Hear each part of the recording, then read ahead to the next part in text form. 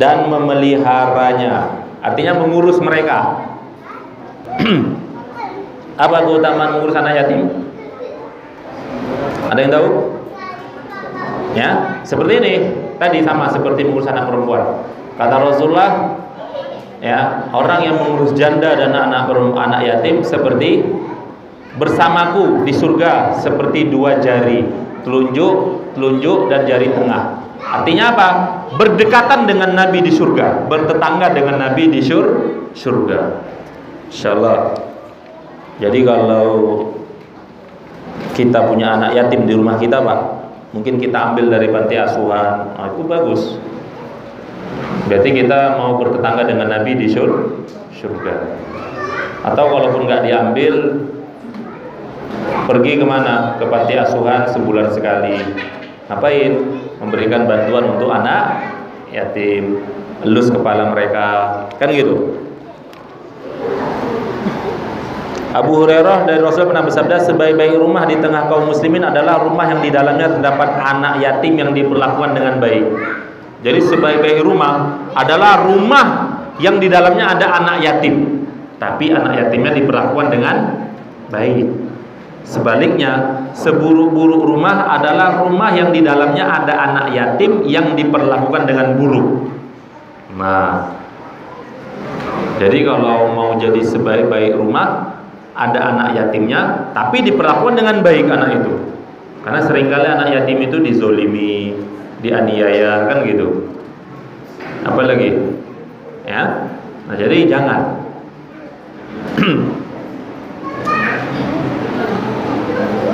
Kemudian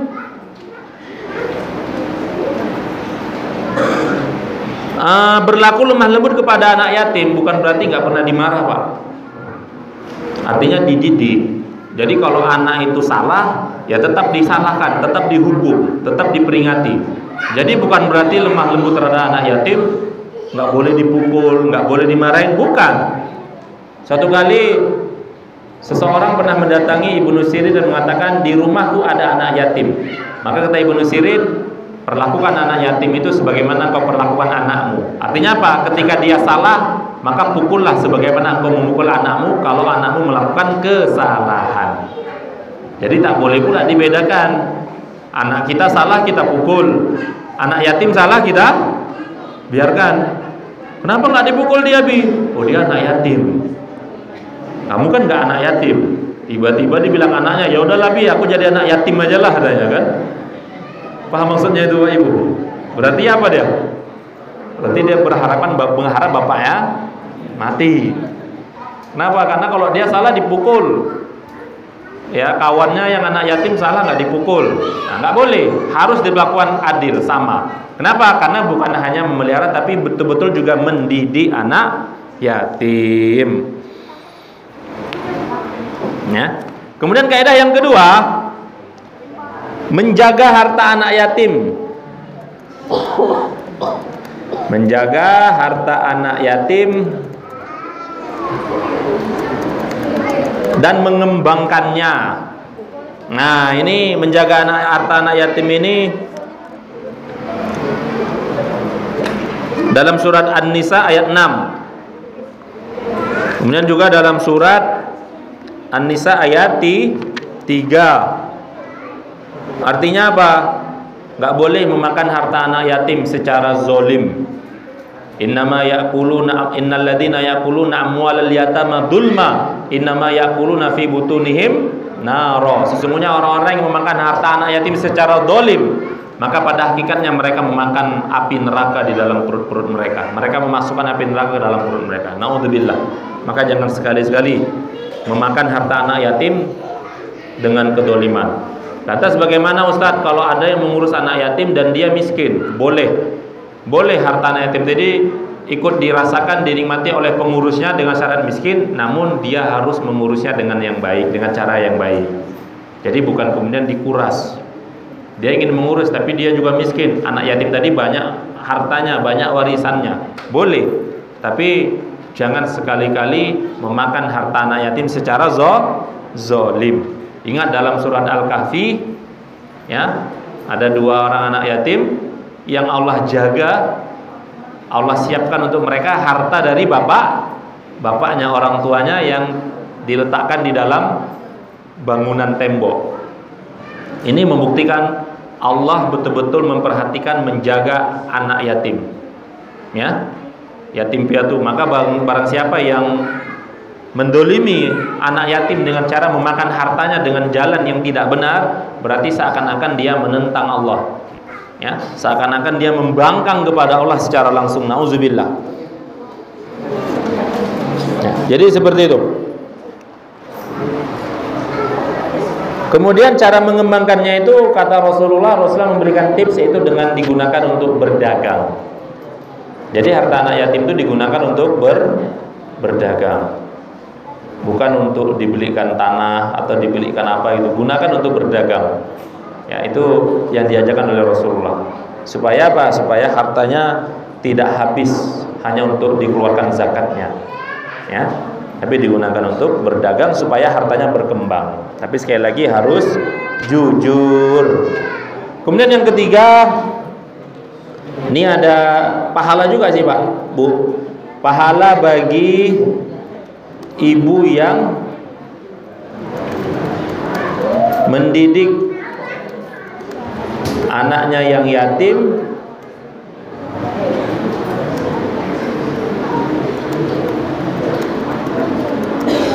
Nah, ini ternyata ada keutamaan khusus nih ibu-ibu. Kalau misalnya ditinggal mati oleh suami, berarti anaknya kan jadi yatim kalau masih kecil-kecil. Nah, ini ternyata ada pahala yang besar bagi seorang istri yang mengurus anak-anaknya yang yatim, dan dia bersabar bekerja keras untuk mengurus anak-anaknya yang yatim sampai tidak menikah lagi. Apa itu? Rasulullah bersabda dari riwayat Abu Daud, aku bersama wanita yang bekerja keras dalam mengurus anaknya ketika suaminya meninggal, dan dia terus bersabar dalam mengurus anaknya dan tidak menikah lagi, seperti kedua jari ini dalam surga. Sama ya Bu ya. Ibu yang tidak menikah lagi, misalnya ditinggal suami, lebih fokus mengurus anak, maka Rasulullah janjikan kedekatan nanti di surga. Bahkan meskipun wanita tadi memiliki kedudukan dan kecantikan, namun dia tetap menahan dirinya untuk tidak menikah dan mengurus anak-anak yatimnya sendiri sehingga mereka menikah atau meninggal. Pernah nggak Pak atau ibu-ibu di tetangganya, di sekitar rumahnya ada wanita yang janda sudah lama nggak nikah-nikah lagi? Ada nggak? Nggak ada ya? Ya, yang memang nggak mau nikah. Saya pernah punya kenalan seperti itu. Suami anaknya satu perempuan, meninggal ketika anaknya usia 5 tahun.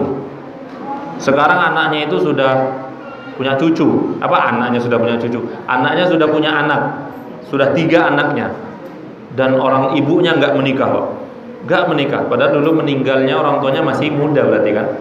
Orang masih anak satu, usia anaknya 5 tahun, berarti kan masih muda.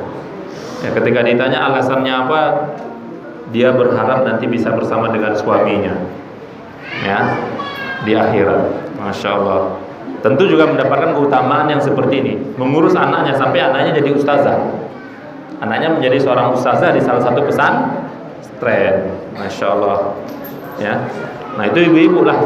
Memang kalau wanita ditinggal suami, itu nikah lagi memang hanya berapa persen ya? Berapa persen Pak? Berapa persen Bu? Kalau ditinggal mati suami Bu, perasaan ingin menikah lagi berapa persen Bu?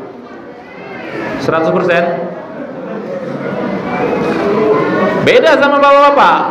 Bapak-bapak kalau tinggal mati sama oleh istri, gimana Pak? Oh, nggak ada cerita lah Ustaz. Mainkan terus, gitu. Apalagi selama ini mau poligami dilarang-larang. Hati-hati Pak, ibu-ibu di belakang dengerin itu. Ya nggak ada masalah sih, ya. Nah, tapi kalau mau nikah lagi juga nggak apa-apa Bu, bukan berarti dilarang, boleh. Tapi ada pahala yang khusus bagi ibu yang mendidik anaknya yang yatim dan rela tidak menikah lagi.